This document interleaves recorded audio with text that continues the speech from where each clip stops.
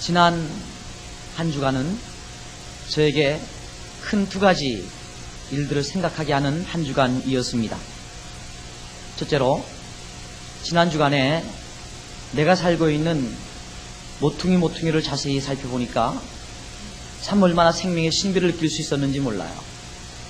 여러분, 보통 이 목련이나 이런 꽃들은 봄에 가장 먼저 피는 초봄의 꽃입니다. 그리고 그 다음에 이제 진달래와 개나리들이 이어서 피는 것이 보통 봄의 정취가 아니겠습니까? 그런데 지난 한 주간은 상당히 이상하더라고요. 상당히 이상해.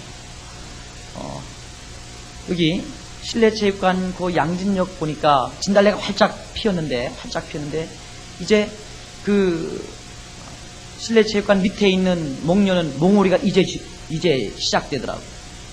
더 먼저 펴야 할 꽃은 몽우리가 지고 그 양진역에 있는 늦게 펴야 할 진달래는 활짝 핀 광경을 보았습니다. 그러면서 산을 우러러보니까 또 내가 속해 있는 자연을 보니까 한꺼번에 봄의 꽃들이 한꺼번에 피어나기 시작하더라고요. 지난 주간에 진해에서 벚꽃 축제가 열렸습니다. 그리고 이번 주간이 전라남도에서 벚꽃 축제가 열렸습니다. 지리산 한 귀퉁이에서. 그래서 이번 주 내지는 다음 주 정도 서울에 이제 꽃 축제가 열려야 되는데, 그런데 이미 벌써 벚꽃이 활짝 피었습니다. 벌써 흩날리기 시작하는 거리도 있더라고요. 얼마나 봄이 없이 여름이 바로 성큼 다가오는지 꽃들도 정신을 못 차리는 것 같아요. 그러나 분명한 것은 앙상한 나뭇가지, 죽어있던 나뭇가지들이 다 봄빛을 바라고 있다는 사실을 여러분들이 확인하게 될 것입니다. 지난 주간은 생명의 한 주간이었습니다. 푸릇푸릇한 생명력을 바라보면서 참 싱그러움을 눈앞에 그리면서 한 주간을 보낸 주간이 아니겠는가, 그런 생각을 합니다. 오늘 이사야 선지자는 이사야 43장의 말씀을 통해서 여러분과 나에게 귀중한 교훈을 하고 있습니다. 하나님께서 창조한 사람들, 조성하신 사람들을 그들을 가리켜서 말하기를 너는 내 것이야, 너는 내 것이다. 내가 너를 지명하여 불렀나니 너는 내 것이라. 43장 1절 말씀 보시면 이스라엘아 너를 조성하신 자가 이제 말씀하시느니라. 너는 두려워 말라. 내가 너를 구속하였고 내가 너를 지명하여 불렀나니 너는 내 것이라. 너는 내 것이라. 소는 그 임자를 알고 나귀도 그 주인의 귀를 알건만은 이스라엘은 알지 못하고 나의 백성은 깨닫지 못한도다 라고 탄식했던 사람이 이사야 선지자입니다. 이렇게 하나님을 떠난 사람들, 죄악 가운데 살고 있는 사람들을 바라볼 때마다 얼마나 이사야 선지자의 마음속에 괴로움과 좌절과 낙담이 찾아왔는지 모릅니다. 여러분들이 이사야서 1장 1절 말씀 보시기 바랍니다. 이사야서 1장 1절 말씀 보시면 그가 어떤 시대를 살았는가를 우리가 알 수가 있는데요. 유다왕 우시야와 요담과 아하스와 히스기야 시대에 아모스의 아들 이사야가 유다와 예루살렘에 대하여 본 이상이라 라고 기록되어 있습니다.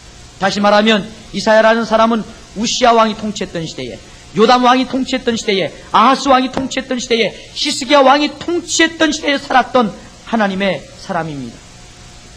그런데 그 시대에 이스라엘 백성들이 죄악을 저질렀다고, 하나님을 떠나갔다고 성경은 기록되어 있습니다. 소는 그 임자를 알고 나귀도 그 주인의 구유를 알건만은 이스라엘 백성들은 알지 못한다라고 통탄했던 선지자가 이사야 선지자입니다. 여러분, 성경을 자세히 볼 필요가 있습니다. 우시야, 요담, 아하스, 히스기야 왕이 어떤 통치를 했는가. 여러분, 먼저 우시야 왕이 어떤 통치를 했는가를 아시려면 역대하 26장을 보셔야 합니다. 성경 역대하 26장을 보시기 바랍니다. 역대하 26장을 보시면 3절 말씀에 우시야가 위에 나아갈 때에 나이 16세라 예루살렘에서 52년을 치리하니라. 52년 동안 치리했다고 기록되어 있어요. 4절 말씀 보시면 우시야가 그 붙인 아마시아의 모든 행위대로 여호와 보시기에 정직히 행하였다. 하나님 보시기에 정직하게 행하였다 라고 기록되어 있습니다. 5절 하나님의 묵시를 밝히 하는 스가랴의 사는 날에 하나님을 구하였고, 특별히 이 우시야 왕 주변에 하나님을 잘 아는 스가랴 선자가 있었는데 스가랴 선자가 사는 날 동안 저는 하나님을 구하였고 저가 여호와를 구할 동안에는 하나님이 형통케 하셨더라 라고 기록되어 있습니다. 우시야 왕이 형통한 통치자가 되었습니다. 6절 말씀 보시면 우시야가 나가서 블레 사람과 싸우고 가드성과 야브네 성과 아소성을 헐고 아수도 땅과 블레 사람 가운데 성읍들을 건축했다. 전쟁에 승리함으로 말미암아 그 땅을 빼앗았다라는 말입니다. 7절 하나님이 도우사 블레 사람과 구르바알에 거한 아라비아 사람과 마흔 사람을 치게 하신지라. 자기 주변에 있는 다른 민족과 맞닥뜨리면 백전백승했던 것이 우시야 왕의 삶의 모습입니다. 8절 말씀 보시면 암몬 사람이 우시야에게 조공을 바쳤다라고 기록되어 있습니다. 우시야가 힘이 강대하여 이름이 애굽 변방까지 퍼졌다라고 말합니다. 여러분 축복받은 것입니다. 전쟁을 치르면 이웃과 전쟁을 치르면 언제나 백전백승했고요. 그리고 그들이 조공까지 바칠 정도로 강대한 강성함을 자랑했던 군대가 우시야 군대입니다. 12절 말씀 보시면 26장 12절 말씀이면 족장의 총수가 2600명이나 되었고 그리고 거기 말씀에 보시면 13절 말씀 보시면 그 수아의 군대가 30만 7,500명이나 되는 굉장히 강력한 군대를 건드리고 있던 사람이 바로 우시야 왕입니다. 지금으로부터 약 2600여 년 전의 사건입니다. 그런데 이 나라가 수십만의 군대를 가지고 있고요. 그리고 그들을 통치하는 수천의 사랑하는 장수들이 있었습니다. 이러므로 말미암아 그 나라가 든든히 세워졌던 것을 보게 됩니다. 아라비아 사람들을 정복하고 암몬 사람들을 무찌르고 모압 사람들을 정복하고 블레셋 변방을 자기들의 영토로 확장했습니다. 종을 받는 그러한 강대한 나라를 만들었습니다. 그런데 이때 특별히 우시야 왕의 마음속에 강성해지면서 다른 이방 민족들에게 교만한 마음이 생기기 시작했습니다.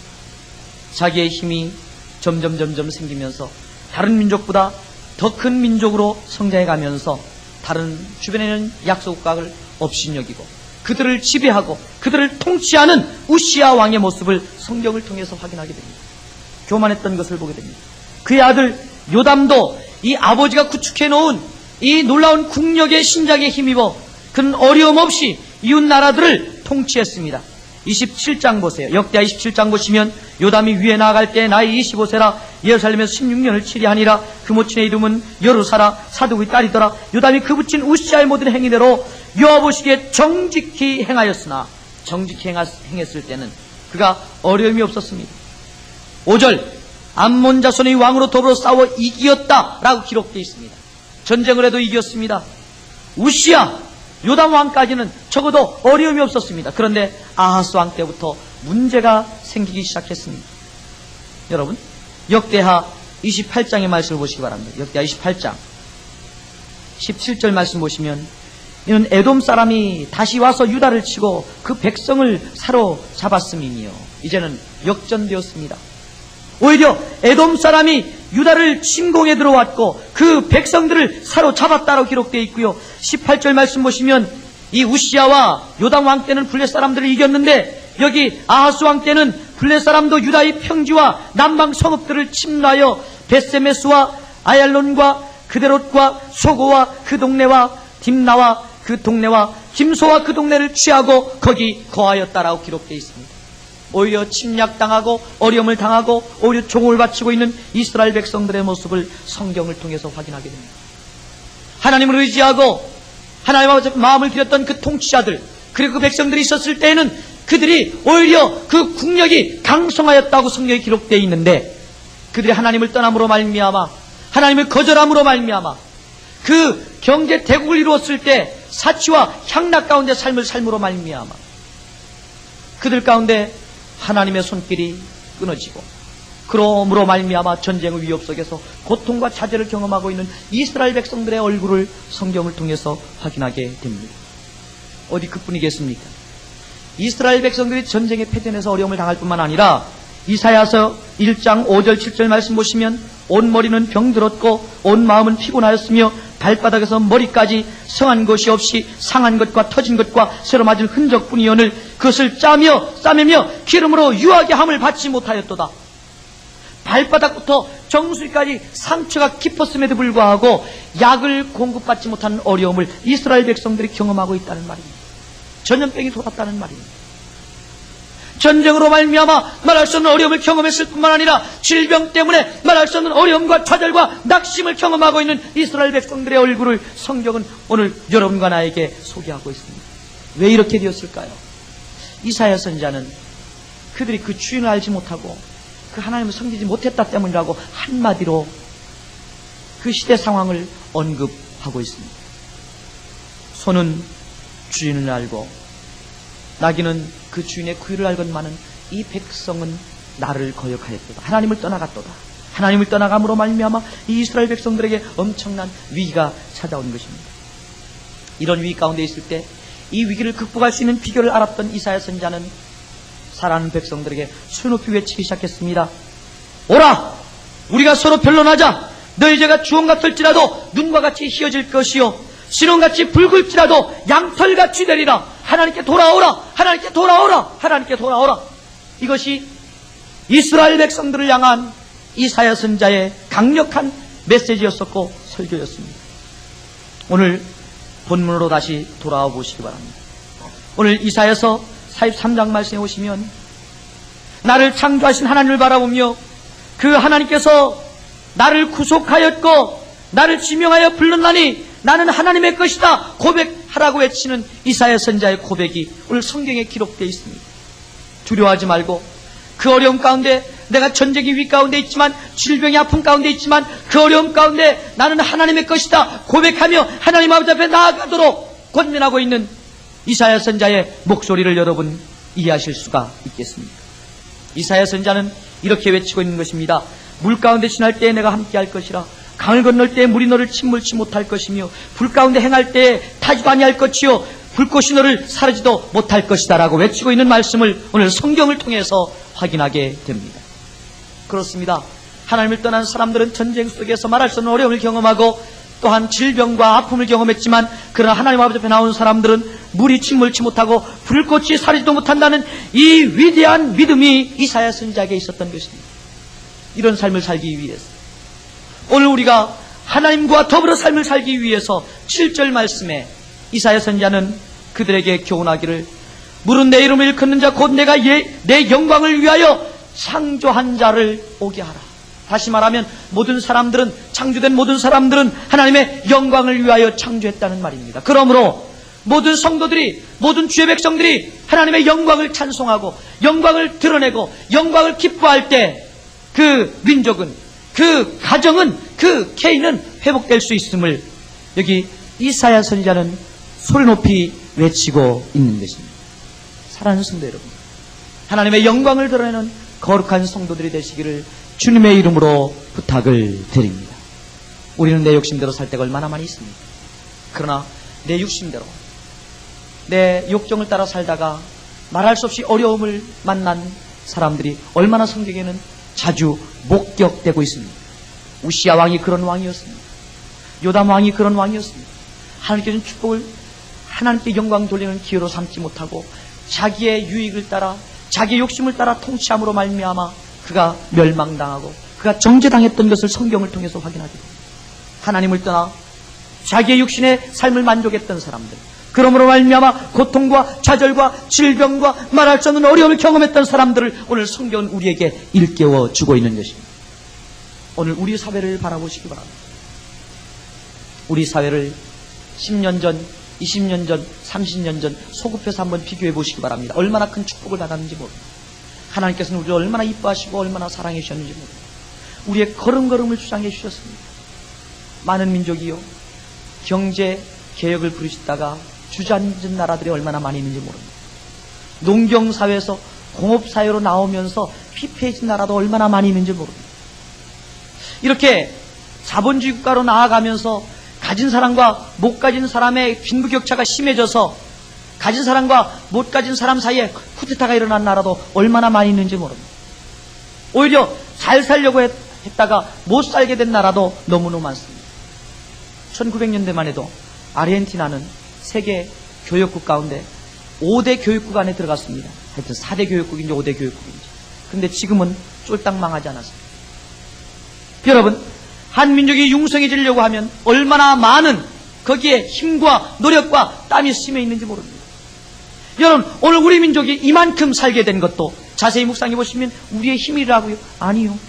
어떻게 우리의 힘이라고 떳떳하게 얼굴에 철판을 깔고 말할 수 있겠습니까? 그렇게 말하는 사람은 얼굴에 철판을 까는 사람이라고 생각이 되어집니다. 우리나라에 지하 자원이 많습니까? 우리나라에 똑똑한 인재가 많습니다. 만나기만 하면 서로 아기다툼하고 싸움하고 있는 이 민족 가운데 협동이 있습니까? 협력이 있습니까? 그러나 이만큼 살게 된 것, 이것만 해도 얼마나 큰 다행인지 모릅니다. 우리는 끊임없이 이 경제 대국을 지향하면서도 끊임없이 마음을 합한 적이 없습니다. 한쪽에는 독재 권력이라고 정지하고 욕하고, 한쪽에서는 경제 대국을 건설한 위대한 지도자라고 추앙했습니다. 이것이 우리 민족의 모습입니다. 한쪽에서는 미국 사람이 너무 고마운 사람들이라고, 우리를 도와준 사람이라고 박수갈채를 보낸 사람이 있는가 하면 나쁜 놈들이라고, 그런 놈들이 있느냐고 욕하고 비난하는 사람들이 있습니다. 우리 사회는 지금까지 한 번도 한 민족으로서 한 통일된 마음을 가지고 이 나라와 이 역사 앞에 매진해 왔던 적이 별로 없었던 분열의 국가가 아니겠습니까? 아직도 나라를 하나로 합하지 못하고 38선에 가로놓여 하나 되지 못한 이 민족의 아픔과 슬픔을 우리는 경험하고 있지 않습니다. 그러나 그럼에도 불구하고 여기까지 도우셨습니다. 누가 도우셨을까요? 누가 도우셨을까요?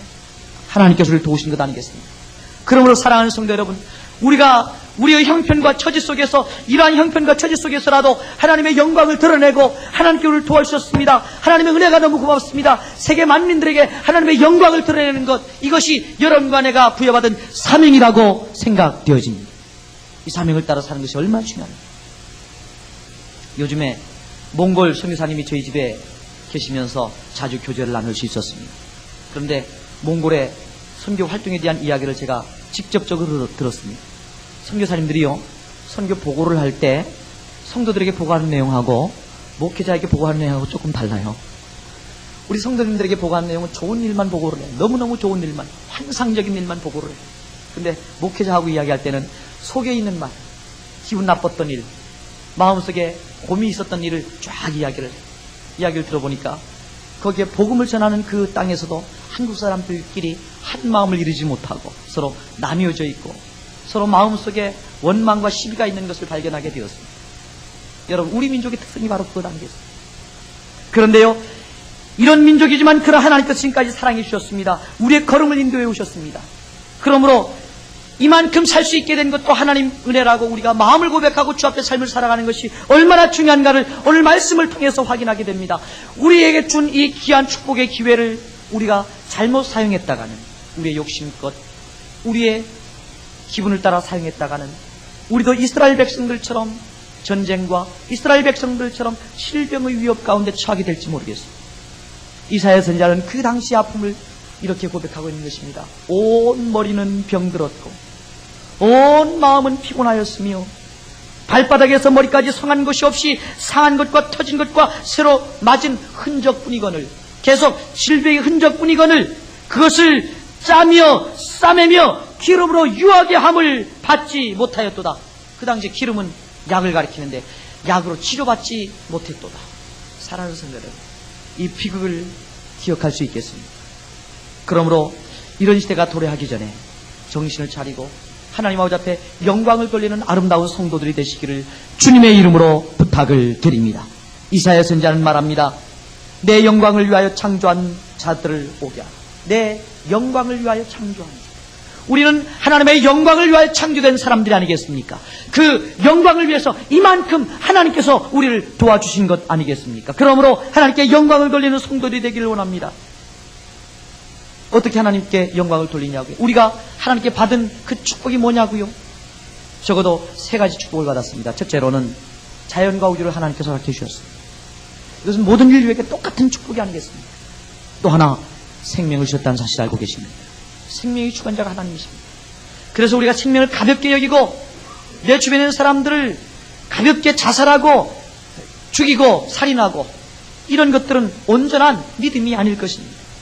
생명을 주신 하나님 아버지 앞에 우리의 삶은 생명을 존중하고 귀하게 여기는 것이 여러분과 내가 살아야 할 삶의 자세가 아니겠습니까? 그러므로 사랑하는 성도 여러분, 사람들을 만날 때 생명의 존귀를 바라볼 때든지 언제나 하나님께 감사하는 거룩한 성도들이 되시기를 주님의 이름으로 부탁을 드립니다. 그리고 하나님께 영광을 돌린다는 것은 감사의 기도만 드리는 것이 아니라 하나님 아버지 앞에 내 마음을 솔직하게 고백하며 하나님 아버지 앞에 무릎을 꿇고 신앙 고백하는 것입니다. 그것이 바로 예배가 아니겠습니까? 그러므로 예배의 감격을 가지고 하나님을 만나는 성도들이 되시기를 주님의 이름으로 부탁을 드립니다. 감사하십시오. 예배 드리십시오. 또 하나는 하나님께서 우리의 삶을 주관해 주시고 우리의 삶을 주장해 주시고 불꽃 같은 안목으로 인도해 주시고 오늘 이사야 선지자의 고백처럼 물 가운데서 지켜주시고 불 가운데서도 나를 지켜주신 것이 사실이라면, 그렇다면 하나님의 사람으로 하나님의 뜻대로 사는 것이 당연하지 않습니까? 하나님께 영광을 돌리는 일은 하나님의 뜻대로 사는 것입니다. 하나님의 뜻에 따라 사는 것입니다.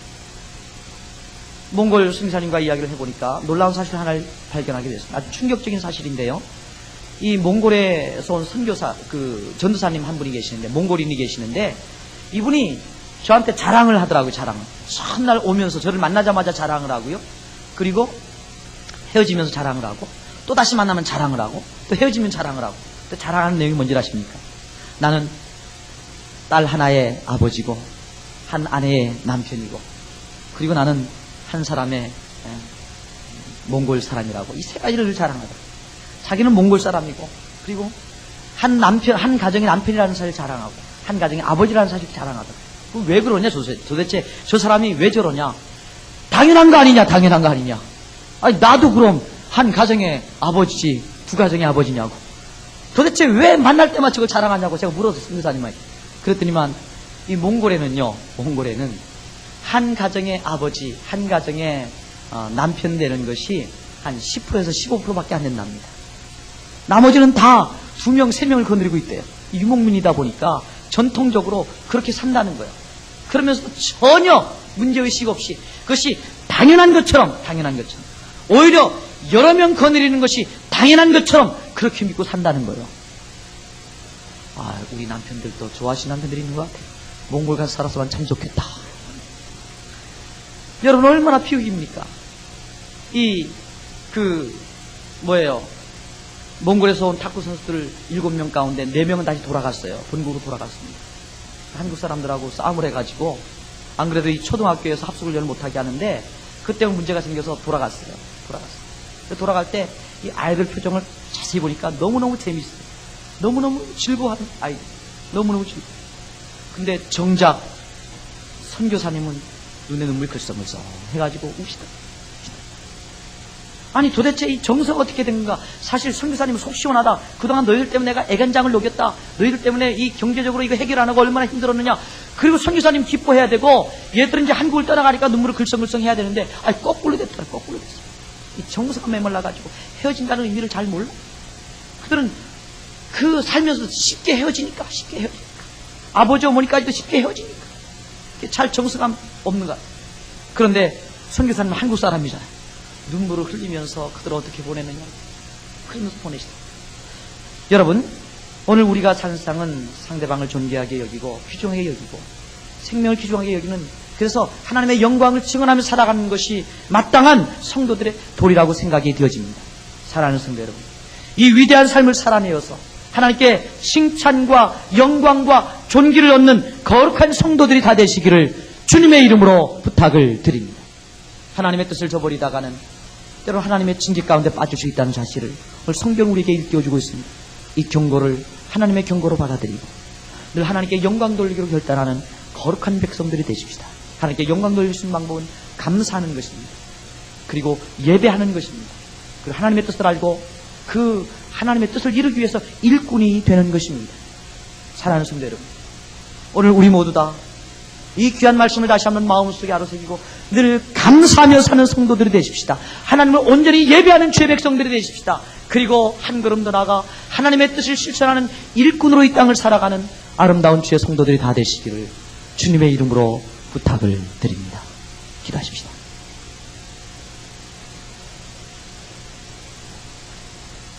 하나님 아버지, 우리가 잘 알고 있는 너무나 유명한 사람이 자살로 인생을 마쳤기 때문에 혹시 인간의 존엄성이, 생명의 존귀함이 훼손될까 싶어서 이사야 선지자가 부르짖었던 말씀을 사랑하는 성도들과 함께 나누었습니다. 하나님께 영광을 돌리지 못할 때 그 사회가 얼마나 핍절한 사회가 되는지, 얼마나 곤고한 사회가 되는지 말씀을 통해서 확인하였습니다. 하나님, 우리로 하여금 하나님께 영광을 돌리는 이 자랑스러운 삶을 포기하지 않도록 지혜를 허락해 주시고, 우리의 신앙이 흔들리지 않도록 주여 역사해 주시옵소서. 늘 하나님 아버지 앞에 영광을 돌리고 주 앞에 신실한 삶을 살고 주님의 뜻이 무엇인가를 헤아려 주님의 일꾼으로 이 땅을 살아가는 주의 거룩한 백성들이 될 수 있도록 축복해 주시옵소서. 예수님의 이름으로 간절히 기도하옵나이다. 아멘.